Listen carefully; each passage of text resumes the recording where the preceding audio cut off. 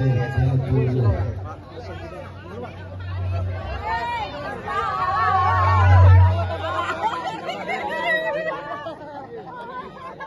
menjadi Bapak Presiden.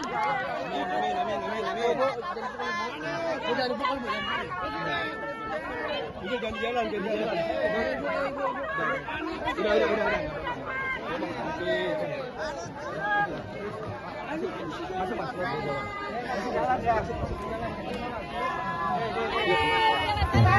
Assalamualaikum warahmatullahi wabarakatuh. Mari kita ucapkan selamat datang kepada Bapak calon presiden kita, Bapak Anies Baswedan. Kepada para relawan, mari kita sambut dengan nyanyian Anies Presiden. Anies Presiden. Mohon kepada para relawan untuk tidak menghalangi Bapak Anies. Mari kita persilakan untuk istirahat sebentar. Dan kami mohon untuk kepada teman-teman semua para relawan, mohon untuk mencari tempat dan posisi yang baik.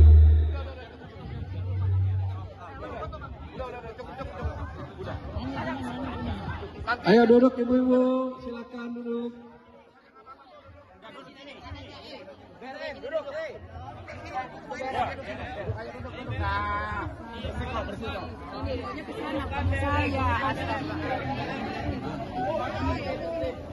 Ya, mari ibu-ibu silakan duduk sebentar.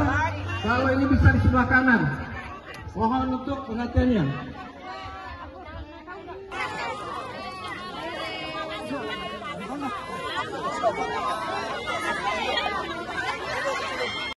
Assalamualaikum warahmatullahi wabarakatuh.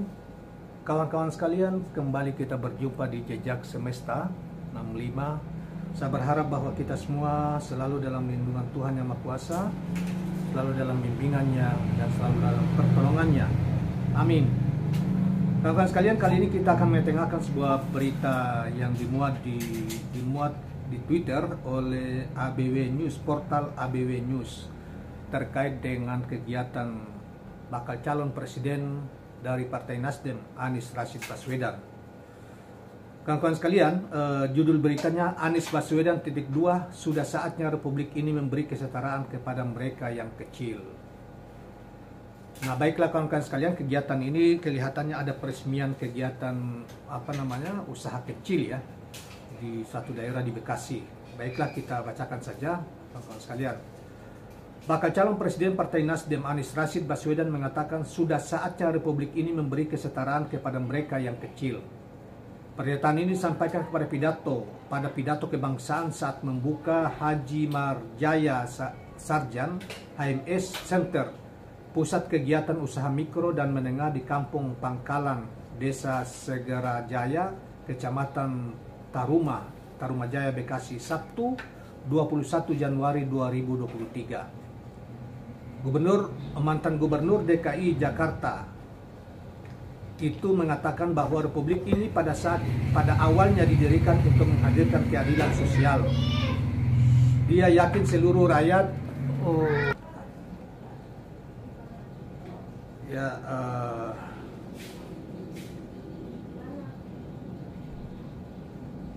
Dia yakin seluruh rakyat di Indonesia menginginkan kesetaraan dan keadilan. Sistem politik yang seharusnya diterapkan, kata dia, seharusnya berlandaskan keadilan sosial.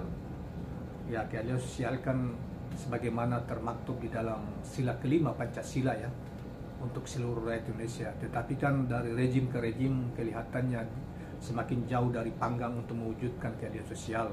Tergantung pemimpinnya. Dikatakan yang besar boleh tetap besar, tapi yang kecil jangan tetap kecil. Setuju membesarkan yang kecil tanpa mengecilkan yang besar, kata Anies selanjutnya. Usaha kecil, kata Anies, harus tumbuh. Usaha mikro, tutur dia, dikasih kesempatan.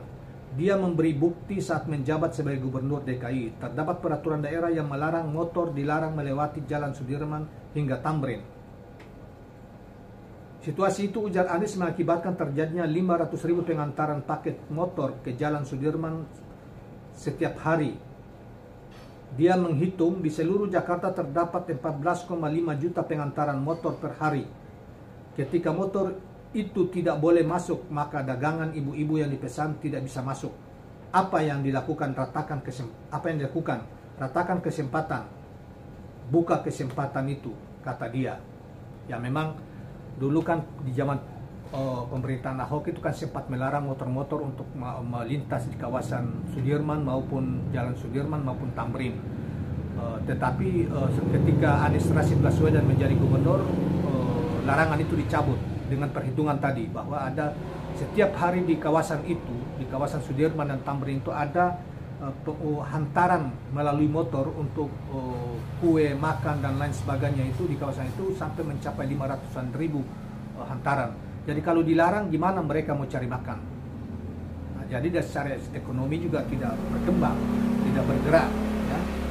Itu kemudian ketika beliau menjadi gubernur dan melihat ini adalah orang-orang kecil, maka ketika beliau menjadi gubernur langsung larangan itu dicabut dan membiarkan motor melintas untuk beraktivitas melakukan pengantaran di kawasan itu. Anies menjelaskan ke depan dia ingin masyarakat ekonomi lemah dibantu. Bantuan itu tutur dia dilihat dari kebutuhan masing-masing. Beberapa contoh diantaranya adalah ada yang dibantu untuk kebutuhan pemasaran, permodalan, dan pendampingan. Kita ingin ini bisa terlaksana di seluruh Indonesia. Kita berharap usaha-usaha mikro bisa tumbuh dari kecil, jadi menengah, dan mudah-mudahan yang menengah jadi yang besar, ujarnya. Anies mengajak kepada para pendukung agar tidak memusuhi pengusaha yang memiliki usaha besar. Tapi dia juga ingin agar usaha kecil tidak dibiarkan kecil. Dia berharap aturan dalam berusaha ke depan bisa dipermudah, diantaranya di sektor perizinan, permodalan, pemasaran, dan pemasaran dipermudah. Insya Allah semua sejahtera, ujarnya dalam pidato tersebut. Anies mengajak kepada seluruh pengusaha kecil agar optimis. Dia menjanjikan kondisinya akan berubah ke depan. Dia ingin politik keadilan dijalankan dengan sepenuhnya di Indonesia. Dia tidak ingin melihat perekonomian tumbuh, tetapi yang tumbuh hanya sebagian. Kita dikatakan secara langsung, kita ingin tumbuhnya sama-sama. Semuanya merasakan pertumbuhan.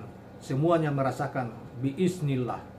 Insya Allah ikhtiar ini dimudahkan jalannya, ujar Anies selanjutnya. Anies berharap ikhtiar yang dilakukan menghasilkan keadilan bagi seluruhnya. Dia mengajak para pendukungnya agar menyebarkan pesan kebaikan ini kepada seluruh rakyat Indonesia. Pesan utamanya tutur dia adalah merangkul. Siapa yang tidak mau mendapat keadilan, keadilan itu. Siapa yang tidak mau mendapat keadilan, keadilan itu untuk semua, ujar Anies menutup pidatonya. Saudara sekalian, memang kita berharap supaya usaha kecil dan menengah ini menjadi yang juga dulu di zaman Pak Harto itu ada koperasi yang menjadi soko guru ya. Koperasi waktu itu departemen dan jaringan sampai ke daerah-daerah, tetapi setelah itu koperasi seakan-akan bekap-bekap ya. Nah,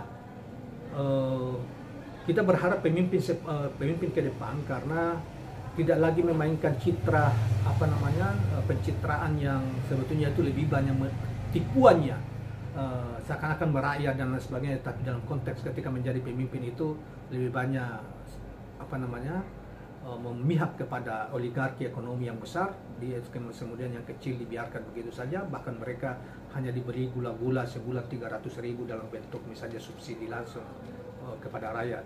Tetapi yang kita perlukan adalah program-program terukur seperti yang dijanjikan dan telah dipraktekkan oleh Anies Rashid Baswedan ketika beliau menjadi gubernur pada beberapa waktu yang lalu atau selama 5 tahun di DKI, dan dia betul-betul dalam konteks kebijakan memihak kepada rakyat kecil. Misalnya seperti contoh tadi bahwa ketika di masa Ahok motor dilarang, sepeda motor dilarang melintas bahkan berkegiatan untuk kegiatan hantaran di sepanjang Jalan Sudirman maupun Tamrin, padahal Jakarta itu yang paling ramai ya, sebagai pusat kota yang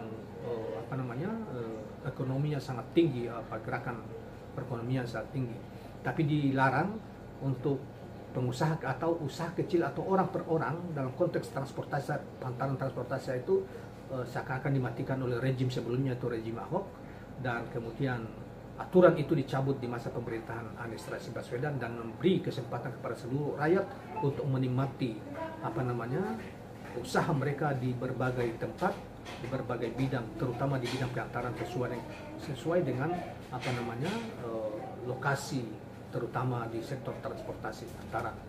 Dan saudara sekalian, kita juga lihat bahwa di Jakarta itu misalnya usaha-usaha perorangan yang mikro sekali, misalnya jualan kopi dan lain sebagainya di jalanan sampai tengah-tengah malam itu diberi kebebasan sepanjang mereka teratur dan mereka tidak membuang sampah di sembarang tempat. Walaupun untuk tempat-tempat tertentu misalnya di kota ya, yang kemudian direvitalisasi dan menjadi salah satu tempat kunjungan yang sangat amat ramai, terutama di waktu hari Jumat sore, hari Sabtu dan Minggu, itu juga disiapkan tempat khusus untuk para penjual-penjual ya, terutama kalau tidak salah itu di jalan di kawasan Intan Intan Jaya atau di kawasan kota itu. Nah, dan saya kira apa yang dikatakan oleh Anies jika dia menjadi presiden ke depan, dia akan lakukan sebagaimana dia lakukan di DKI, dan beliau adalah seorang figur yang memperlihatkan kesederhanaan dalam hidup ya, dalam hidupnya, bukan kemudian menjadi gubernur, apalagi gubernur DKI kemudian memperlihatkan glamor misalnya, memperlihatkan kekayaan dan lain sebagainya. Justru tidak, di rumah yang dulu itu sebelum jadi gubernur, sebelum menjadi menteri, di rumah itulah kemudian dia kembali tinggal di situ, tidak ada di tempat yang lain. Dan saudara sekalian, selama dia menjadi gubernur, mobil dinas yang dipakai adalah mobil dinas Innova, mobil pribadinya Innova itulah. Itu yang jika dibandingkan dengan gubernur lain, atau jangankan gubernur, bupati lah misalnya, kelas bupati di ujung dunia ini, di Indonesia manapun, akan memperlihatkan perilaku yang berbeda, menampilkan dengan mobil-mobil dinas yang baru yang mahal dan lain sebagainya. Itu yang kita lihat di potret Indonesia, tempat lain. Tetapi Anies tidak, dan selalu menerapkan gagasan-gagasan yang ada yang bersumber dari Pancasila, yaitu keadilan sosial, persatuan Indonesia, ketuhanan yang Maha Esa. Itu yang selalu menjadi sumber-sumber sumber-sumber dari narasi-narasi yang dia kembangkan dan dia pidatokan, terutama bukan hanya di dalam negeri tetapi juga di luar negeri. Saudara sekalian, demikianlah uraian atau pidato Anies yang dimuat di portal KBA News ini. Dan jangan lupa subscribe, like, dan share channel ini. Assalamualaikum warahmatullahi wabarakatuh.